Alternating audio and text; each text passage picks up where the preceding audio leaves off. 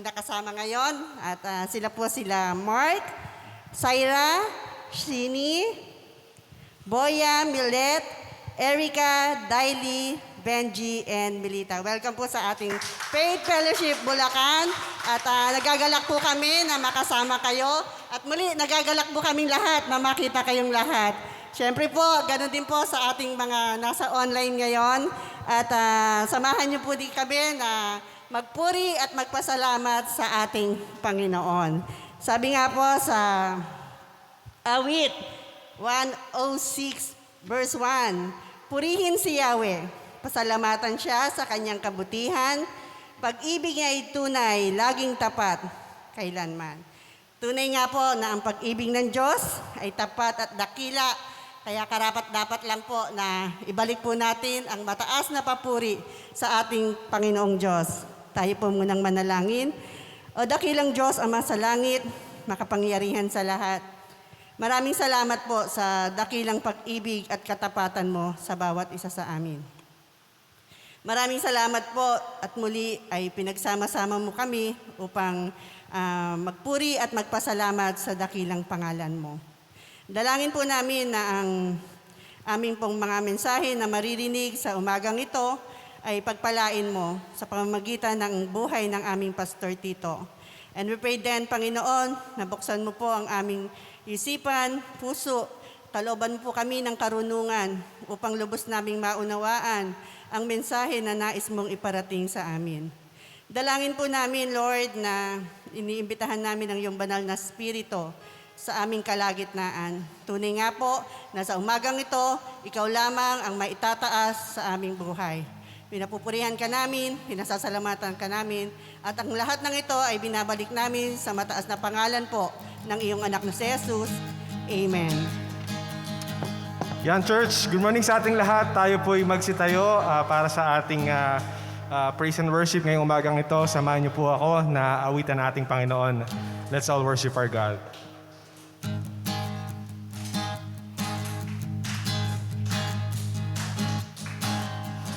We are the chosen generation. Rise up, holy nation. God, we live for you. You have called us out of darkness into light so glorious. God, we live for you. God, we live for you. Let's declare, we run. We run. A passion for your name, we run. Freedom. You've broken every chain, we run. Our God will not be moved. Our God will never be shaken. We run to you, we run. Come on, church, let's declare. We are the chosen generation. Rise up, holy nation. God, we live for you. And you have called us out of darkness into light so glorious. God, we live for you. Our God will not be moved. Our God will never be shaken. Our God will not be moved. Our God will never be shaken. Let's declare. Our God will not be moved. Our God will never be shaken. We run to you, we run. We are the chosen generation. Rise up, holy nation. God, we live for you. And you have called us out of darkness into light so glorious. God, we live for you. Come on, church, let's declare. You have called us out of darkness into light so glorious. God, we live for you. God, we live for you. Yes, Lord God. Just want to offer our praises to you, Lord God. And tunay nga na nabubuhay kami para sa inyo lamang. At ngayong umagang ito, let's continue to worship our God. And let's think about how yung kanyang goodness sa nagdaan at 2 years na di tayo nagkasama-sama, yung kanyang kabutihan na pinaranas niya sa atin.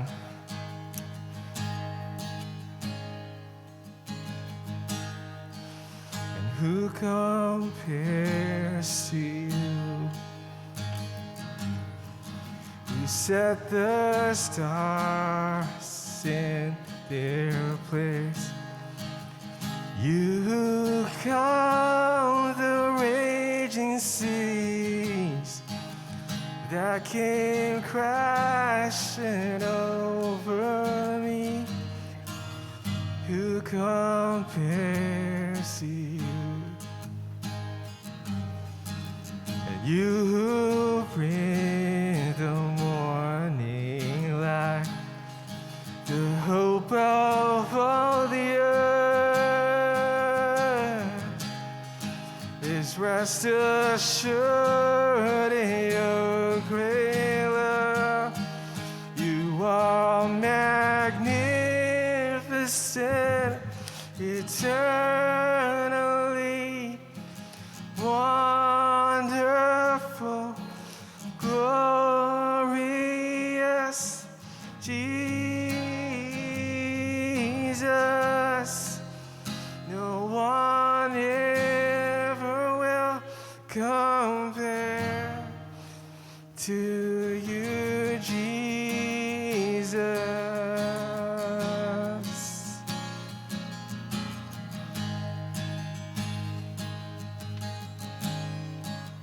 And where the evening fades, you call forth songs of joy. And as the morning waves, come on, church, we, your children, give you praise. You are magnificent, eternally wonderful, glorious Jesus. No one ever will compare. You are magnificent, eternally wonderful, glorious Jesus. No one ever will compare to you, Jesus. Oh, Jesus. No one ever will compare. You are magnificent, eternally wonderful, glorious Jesus.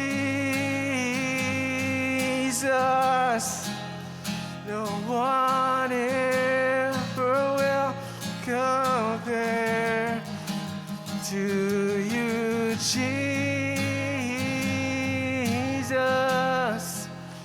No one ever will compare to you, Jesus.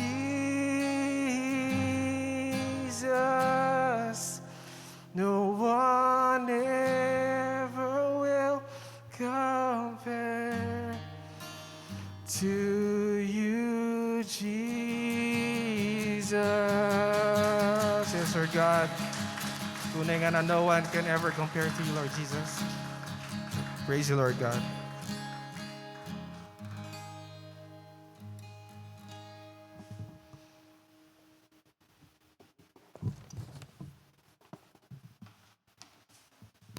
Good morning po sa inyo lahat. All the time. Hallelujah! Grabe ang kabutihan ng Diyos sa ating buhay dahil tunay nga na itong araw na ito ay isang pasimula na ating naranasan muli itong face-to-face na ito. Kaya talaga naman, kayo ba excited? Amen. Dapat tayo excited. Masaya tayo dahil biruin nyo, hindi nagkikita ng mga 2 taon. At makikita ninyo ang kanilang mga mukha. Aba, may pagbabago ba sa inyong mga mukha? Meron ba pagbabago? Tumangkad ba? O lumapad ba? O ano? Yeah. So, marahil yung iba ay talagang nag-enjoy sa kanila pong 2 years. Pero yung iba naman ay talagang nainip. Pero I believe na may plano si God sa ating buhay. Ito ay para lang sa ating ikabubuti, para sa kanyang papurihan. Kaya tayo po ngayon ay, since ito po ay first Sunday of the month, ano pong buwan ngayon?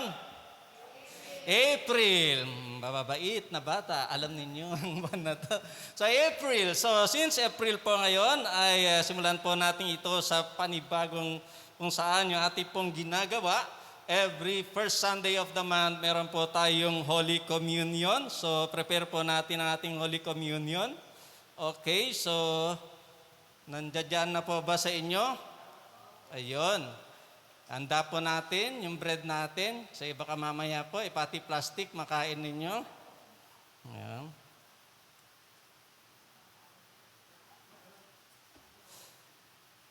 Okay po, so itong Holy Communion na po ito ay iniwan po itong ordinansa ng ating Panginoon Jesucristo na kung saan ito po ay tunay nga na ginagawa po ng mga apostles at ginagawa din po natin hanggang ngayon bilang pagpapaalala sa atin ng Diyos ay Diyos na mapagmahal, ang Diyos ay tunay nga na punong-puno ng tunay na biyaya o kagandaan luhob sa sangkatauhan kung kaya tayo po ay nagkaroon ng kaligtasan o kaya kapatawaran sa ating buhay. Patuloy natin ito sa puso at ipamuhay. So aking pong babasahin ito habang kung binabasa ay gawin po natin ito at simulan ko po dito sa 1 Corinthians chapter 11 verse 23. Sabi po dito, ito ang katuruan na tinanggap ko sa Panginoon, ibinigay ko naman sa inyo nung gabing siya'y pagkanulo ang Panginoon Jesus ay dumampot ng tinapay. Kunin po natin itong tinapay. Nagpasalamat at pinagpira-piraso yun at sinabi, ito ang aking katawan at ihandog para sa inyo. Gawin ninyo ito bilang pag-aalaala sa akin. Sabay-sabay pa nating kainin.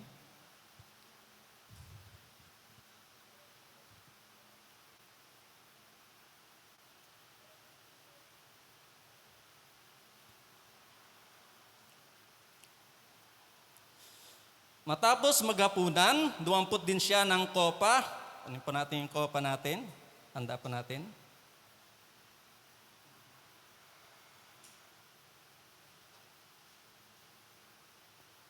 Sinabi ang kopang ito, ang bagong tipan ng Diyos na pinagtitibay ng aking dugo. Tuwing inumin ninyo ito, gawin ninyo bilang pag-aalaala sa akin. Sapagkat tuwing kakain kayo ng tinapay na ito at iinom ng kopang ito, pinahayag ninyo ang kamatayan ng Panginoon hanggang sa kanyang muling pagparito. Sabay-sabay pa natin.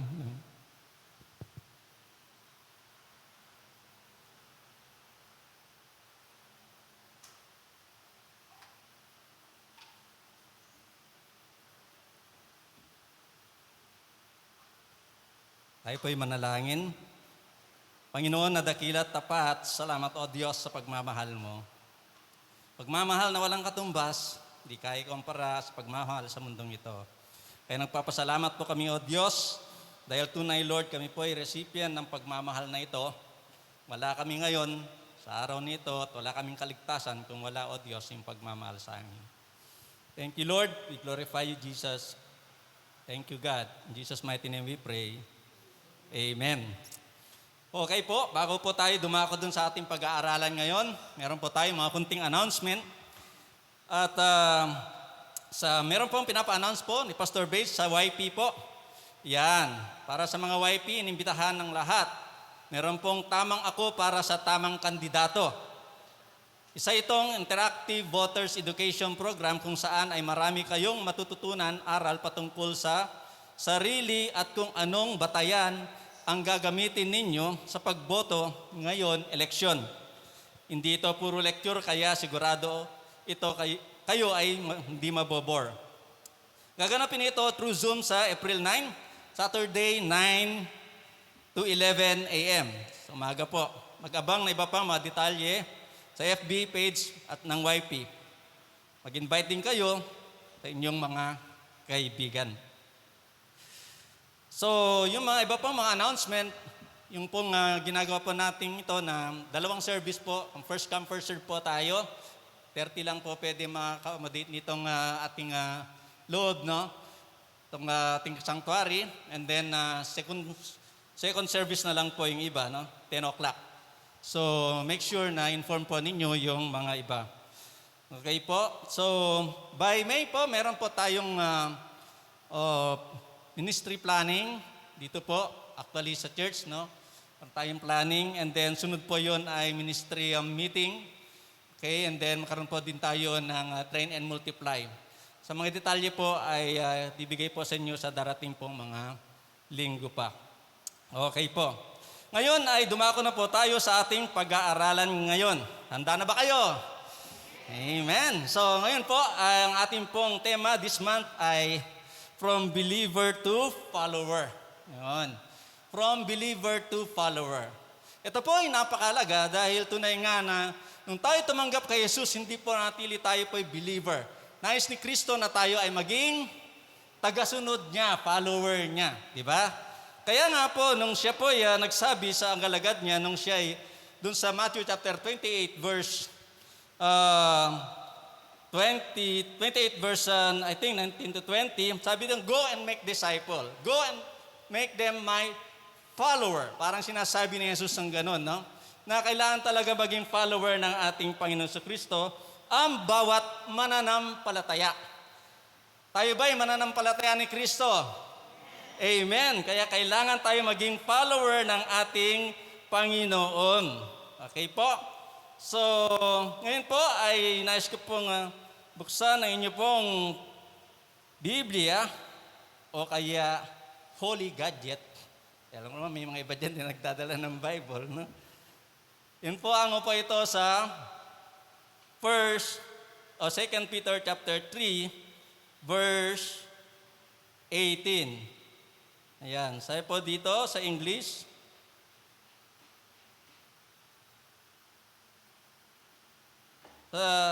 Sa English po, sabi po dito, but grow in the grace and the knowledge of our Lord and Savior Jesus Christ. To Him be the glory both now, forever. Amen. Tayo po ay manalangin. Salamat Panginoon Diyos muli sa oras na ito. Tunay o God, na kami po'y maasa lamang sa katalinuhan, sa kapangyarihan at pagkilos ng Banal na Espiritu. Siyang po tutulong sa inyong lingkod. Pakapuspusin niyo po ako, O Diyos. Gamitin niyo po ako maging daluyan ng pagpapala sa umagang ito. Thank you, Jesus. Tunay, Lord, na talagang salitang ito mag-sink in sa puso namin at na-apply po namin ito sa aming buhay. Thank you, Lord. In Jesus' mighty name we pray. Amen. So, yun po, no? At ito po yung ating pag-aaralan ngayon, paglago. Yan. Siyempre, kailangan po tayo lumago. Sino ba po ba dito nagtanim nung kayo po'y nag-alaga ng halaman? Nagkaroon ng plantitas, mga ganun, no? Ano po ang naramdaman ninyo nung kayo po'y nagtanim at unti-unti ito'y lumalago? Yeah. Di ba? Ang saya. Nakikita mong ganoon. Pero once nakikita mo naman na nagtanim mo pero unti-unti namamatay, nakakalungkot, di ba? Lalo kung yun ay pagkamahal-mahal ang bili mo sa halamang yun. Ayan. Pero napakaganda kung ito ay may development. Meron pong paglago yung halaman na iyong tinanim. At siyempre, ikaw na nagtanim, nasisiyahan ka, di ba? Ang ganda naman ito. Sa susunod, magtatanim na naman ako. Di ba? Ang ganda nun. Sino pa magulang dito? Yan, lahat, no? Marami dito magulang, di naman lahat.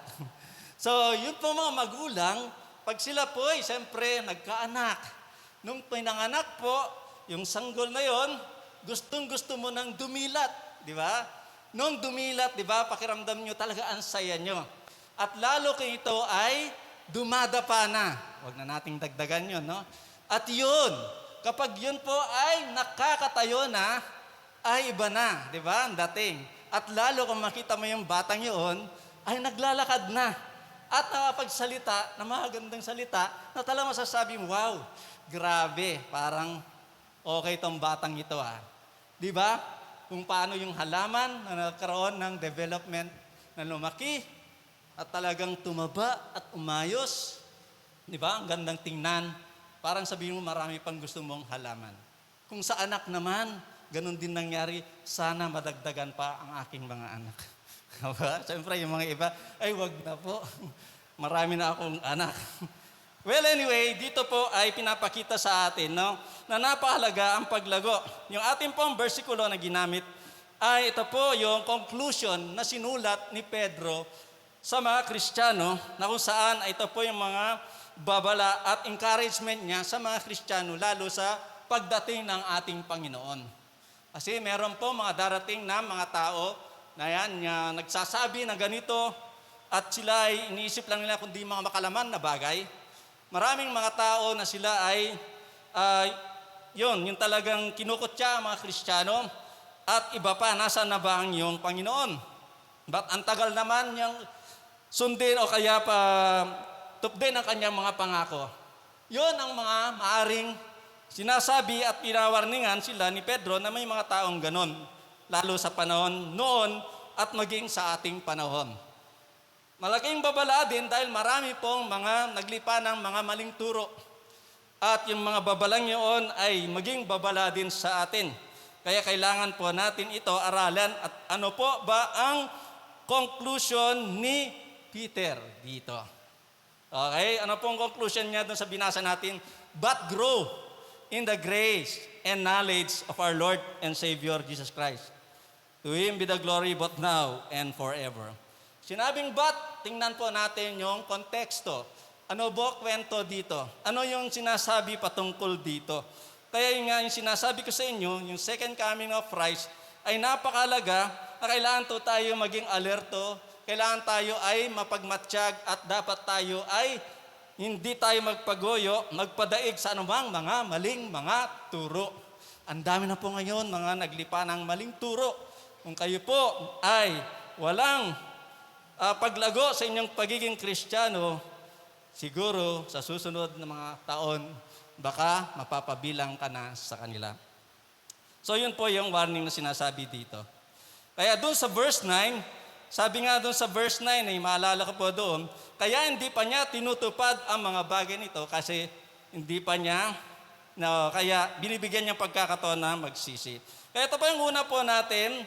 Ano po ba ang kailangan natin sa conclusion na sinabi na sa chapter 3 verse 18? Kailangan po tayo, number 1, lumago sa biyaya o kagandahan loob ng Diyos. Na-experience po natin pag-ibig ni God, forgiveness ni God, pero nais ni Pedro na lalo pa tayo lumago sa kagandahan loob niya. Kasi napakalaga po, kung naintindihan natin ang kagandahan loob ni God, makikita natin kung gaano kaganda nito. Na-appreciate natin, di ba? Alam mo, minsan may mga taong ganun, na saka lang nila na-appreciate yung bagay na yan pagka sila ay nagkaroon ng tunay na pakikaulayaw. Hindi malang Tagalog. Yung pakikisama sa kanila. At yun ang ating kailangan para maunawaan natin lalo ang biyaya ng ating Panginoon. Kaya we spend time with God through reading His Word, spend time with the teachings of the gospel, we spend time po sa mga bagay na makakatulong sa atin na maintindihan natin lalo ang biyaya ng ating Panginoon Diyos. Okay? So, yun po. At binanggit po dito sa mga biyaya ayon sa chapter 3 na ito, yung mga chances that God has given us. Kaya nga, binibigyan tayo ng pagkakataon para tayo ay makapagsisi. Yun.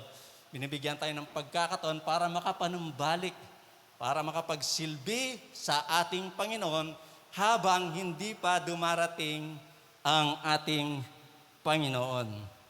Alam niyo po ba, meron akong libro na binili, napakamahal pa naman librong yon, kay Philip Yancey. Ang mamahal ng libro niya.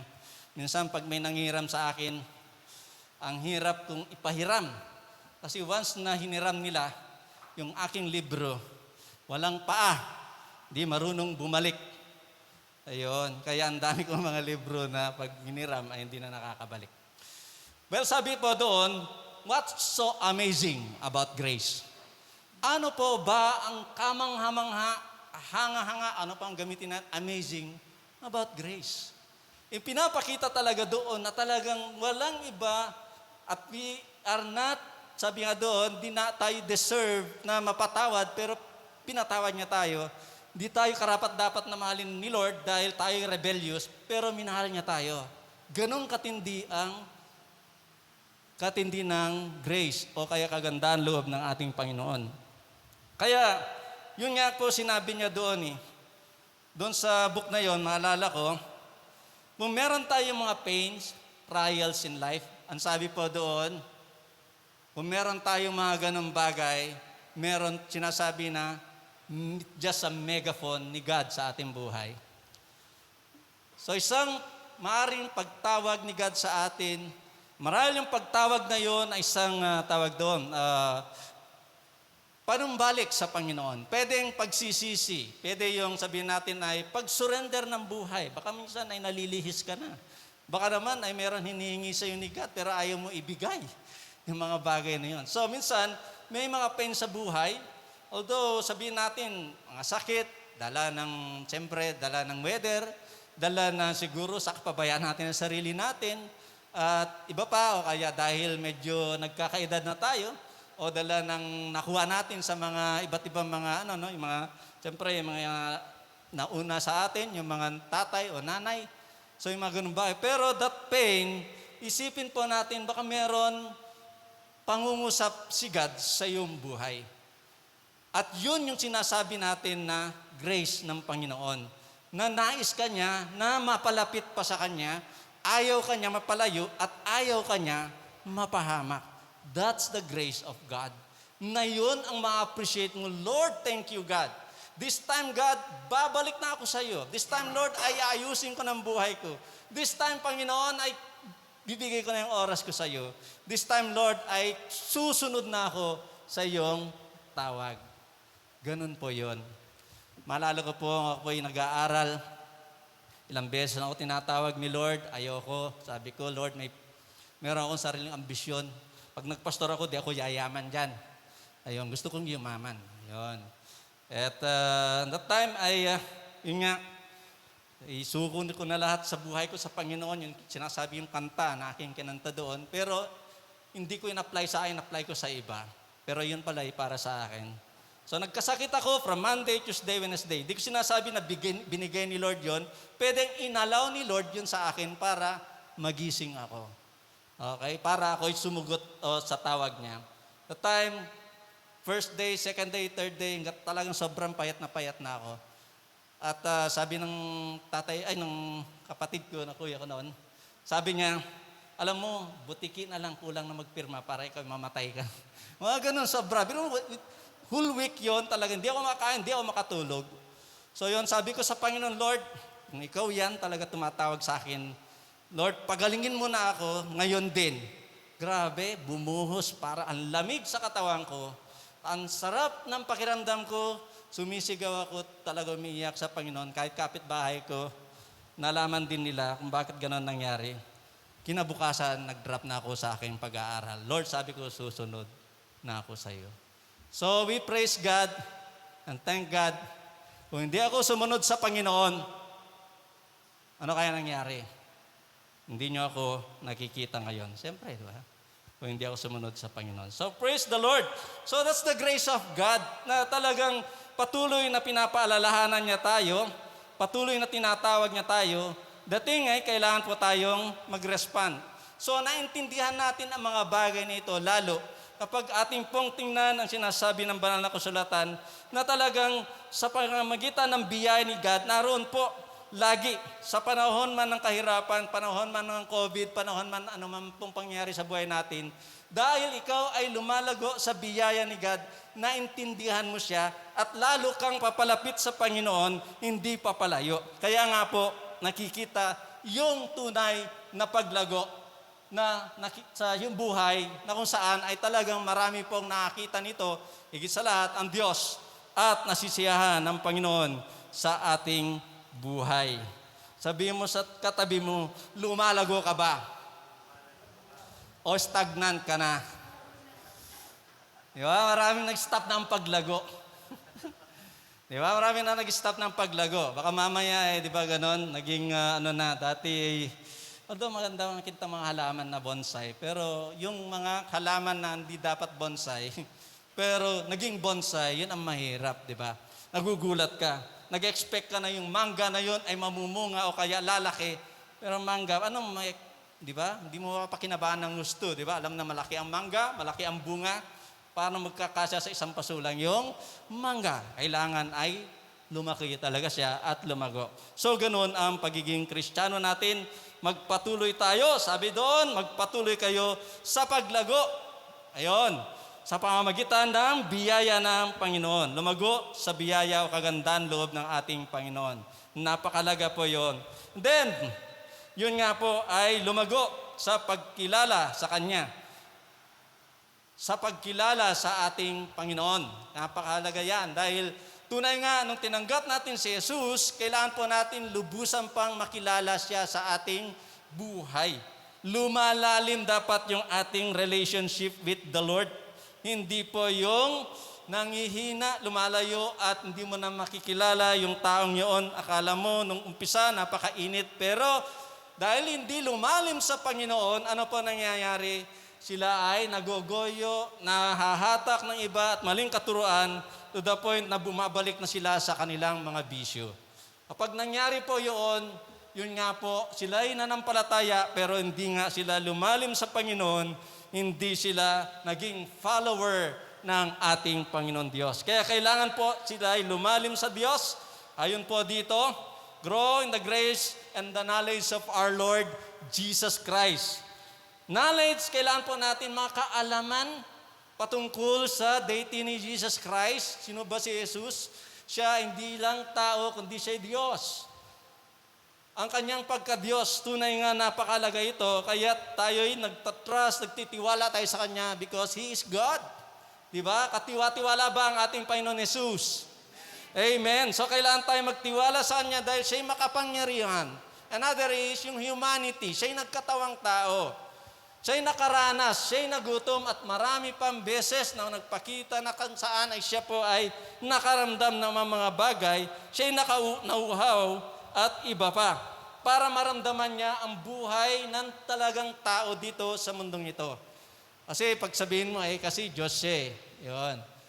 So kung makita niyo ang kanyang pagkatao dito sa yung pagkatawang tao niya, 100% men, dito po pinapakita sa atin na talagang mas higit na matindi ang naranasan ng ating Panginoon kaysa sa ating buhay. Kaya anong gagawin mo? Siyempre, pasalamat ka na lang sa Diyos, di ba? Lord, salamat dahil mas higit ang paghihirap na naranasan mo kaysa sa akin. Mas higit ang nangyari, pagsubok at mga pag-uusig na nangyari sa buhay mo kaysa sa akin. Kaya yun po, grow in the grace and the knowledge na sa ating Panginoon. Marami pong katuruan ng ating Panginoon Jesucristo na dapat natin malaman para ating ito may apply sa ating buhay. Sabi nga dito, ang estudyante hindi siya magiging above sa kanyang tagapagturo. Pero once na natuto ito, magiging tagapagturo din pagdating. May development po at tayo po ay mga tagasunod ng ating Panginoon Jesucristo. Tagasunod ba tayo ng ating Panginoon Jesucristo? Amen. Kung tagasunod po tayo, makita po sa atin ang tunay na paglago sa ating buhay at makikita tunay na buhay na nabibigyan ng papuri ang ating Panginoon Jesucristo. Kaya yun po, napakahalaga sa atin yun.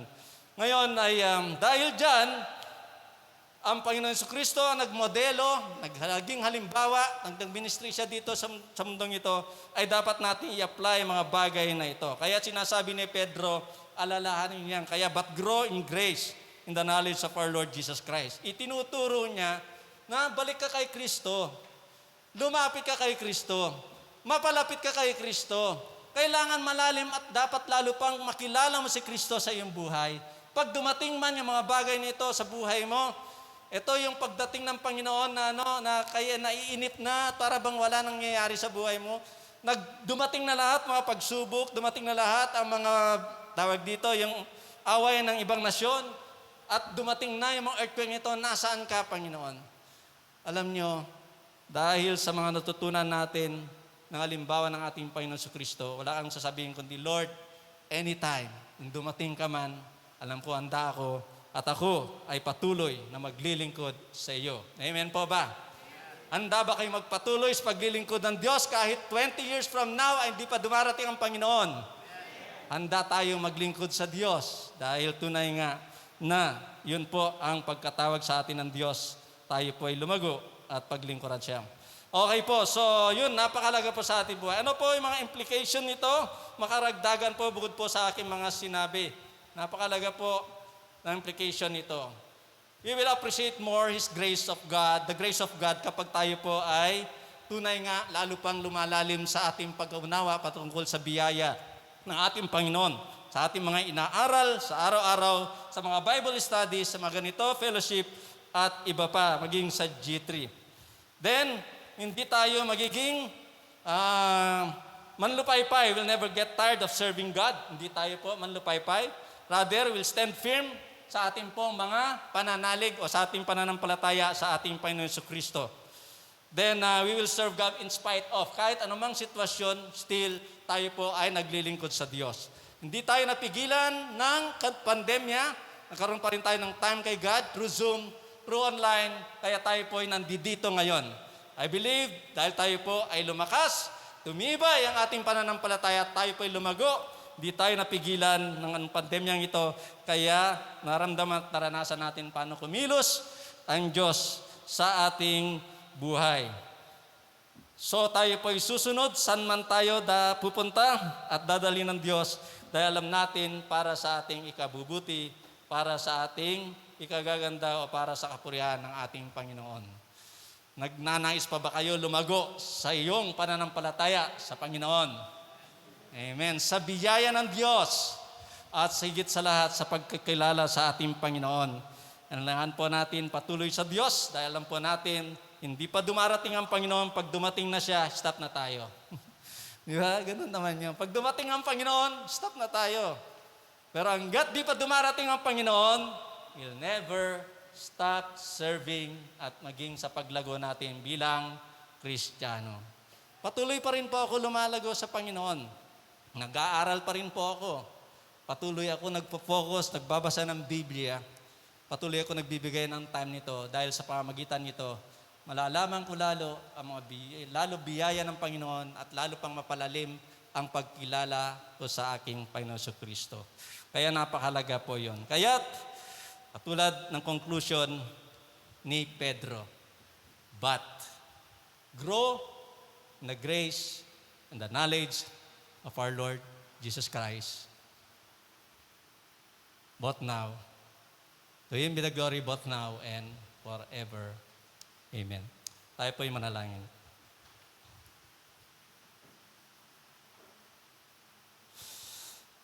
Salamat, O Diyos, sa iyong mga salita. Purihin ka at wala kang katulad, tunay Panginoon Diyos, na napakabuti mo. Pinaalalahanan niyo kami, Lord God, bilang mga mananampalataya na patuloy kami lumago para tunay na magiging tagasunod mo. Nawa, Lord, looking forward sa bawat isa nandito, Panginoon Diyos, na marami po mapapurihan, Panginoon Diyos, na mga tao na gagamitin mo para tunay, Lord, ay sila po'y mga instrumento para ikaw ay madakila lalo, Panginoon Diyos. Ang mga tao na kunay na nakaroon ng pagbabago, na tapat na pagsunod sa iyo, Panginoon, ay marami pong mga tao mapagpapala sa kanilang buhay. Dahil dito, Lord God, kung paano ka nasisiyahan sa mga ginagawa po namin, marami din pong tao na tunay, Lord, na nasasabi nila totoo nga ng aming Diyos ay makapangyarihan, ay Diyos ng pag-ibig, Diyos ng biyaya, at Diyos ng tunay na pagpapala. Salamat po, Panginoon Diyos, sa araw nito. May your name be glorified, be blessed in whatever we do. May continue, Lord, provide all our needs. Thank you once again for your grace and mercy and love. To God be the glory. In Christ's name we pray. Amen. Amen.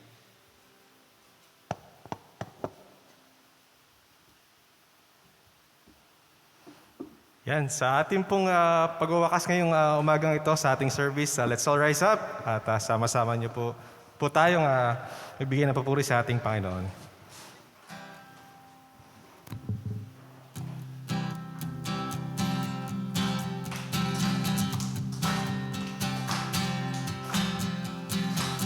Strength will rise as we wait upon the Lord. We will wait upon the Lord. We will wait upon the Lord.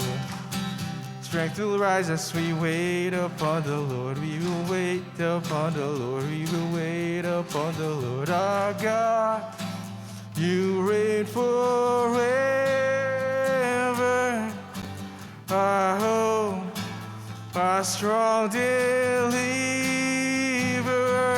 Let's declare, you are the everlasting God, the everlasting God.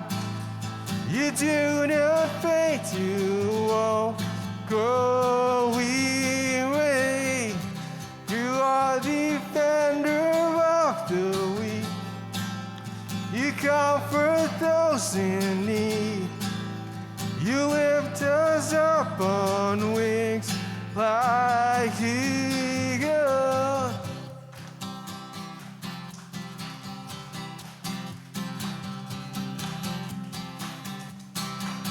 Strength will rise as we wait upon the Lord. We will wait upon the Lord. We will wait upon the Lord. Strength will rise as we wait upon the Lord. We will wait upon the Lord. We will wait upon our God. You reign forever. Our hope, our strong deliverer. Let's declare, you are the everlasting God, the everlasting God. You do not faint, you won't grow weary. You are defender of the weak. You comfort those in need. You lift us up on wings like eagles.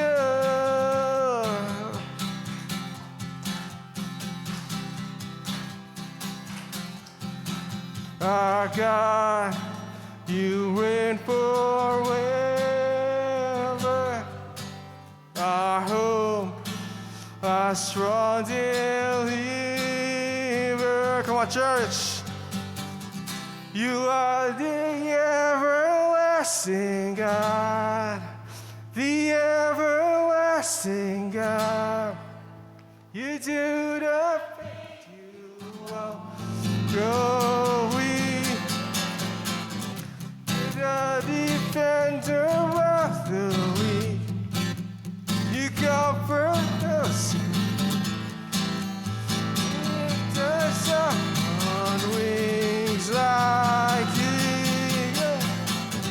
You are the everlasting God, the everlasting God. You do not faint.